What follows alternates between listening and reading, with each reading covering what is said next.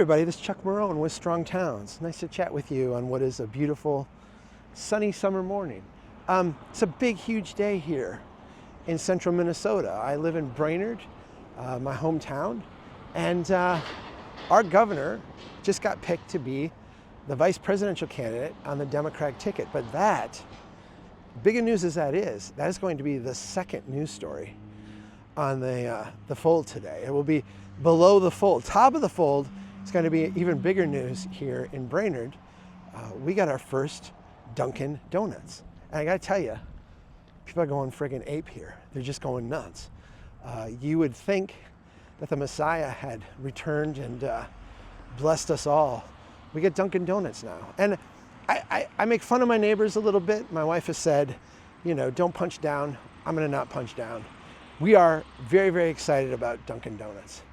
I'm actually walking to it because it's right next to my office. My office is in an old middle school, and I say old, I went there, so not too old, but a middle school that's been turned into artist studios.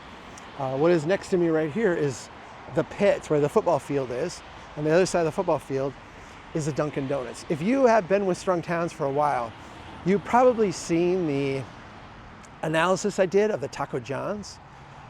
This site is right next to the old Taco John's, and it is a block over from the block that I call the Old and Blighted block, and 2 blocks over from the new Taco John's. And if you're not familiar with this, we had a little strip right here that was built in the 1920s, the older little one-story pop-up buildings. Of course, after that happened, we had the Great Depression, we had World War II, then we kick off the suburban experiment, completely different way of building. These places have just declined, right? It's been a century of neglect, a century of decline. As you see, we ran a highway through here. This is literally Highway 210. We call it Washington Street here, but it's a highway. And you can probably hear the traffic has gotten a lot louder because the cars drive a lot faster here. We basically have done everything we can to devalue this stretch. The city changed the zoning, adopted a plan to encourage auto-oriented development along this strip. So tear down these kind of walkable neighborhood places and put in their place something that would be more auto-oriented. They're successful in doing that. We got a whole block torn down and got a new Taco John's. For those of you that have not heard of Taco John's, we refer to this as Norwegian Mexican food. So very popular again here. I'm sure there'll be lots of people going from Taco John's to Dunkin Donuts and back today. So we got the Taco John's put in. Interestingly, this gives us a good apples to apples comparison of the tax base because these are the same exact size blocks. You've got a block of the old stuff, the old junky stuff that's in decline. And then you've got a block that is a Taco John's. Exact same size, exact same area. That old rundown stuff, 78% more tax base.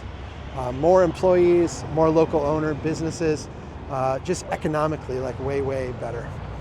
I'm gonna do an analysis on the Taco John's at some point, on the Dunkin Donuts at some point, because I suspect we're gonna have the same kind of relationships. I watched the building go up because it's a block from my office, and obviously really, really cheap construction, about the cheapest kind of construction you could do, actually. The building's not designed to last anything but, you know, a decade or two.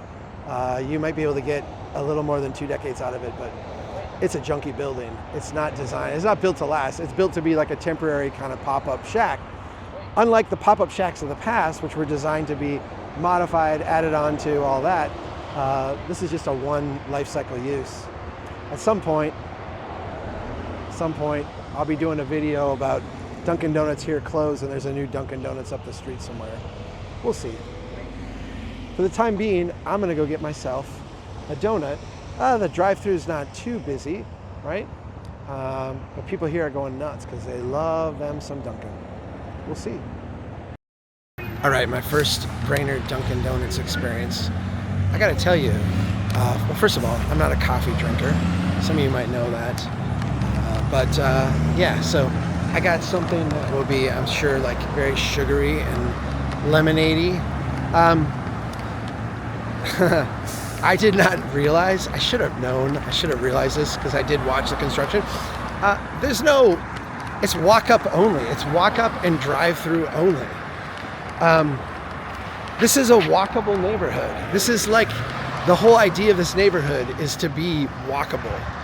And it is walk up or drive through only, which, okay, you might be saying, well, fine, Chuck, walk up. There's a little bit of seating outside.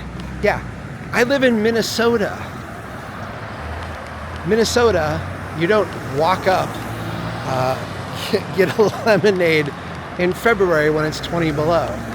So it's basically like 9 months out of the year, drive up only, which is really, really, really disappointing. I was prepared to not hate it, and now I hate it. Gosh, why does that have to happen? Very disappointed. So, way to go. The world runs on Dunkin', and now Brainerd, Minnesota commuters driving through town are also going to be able to run on Dunkin'.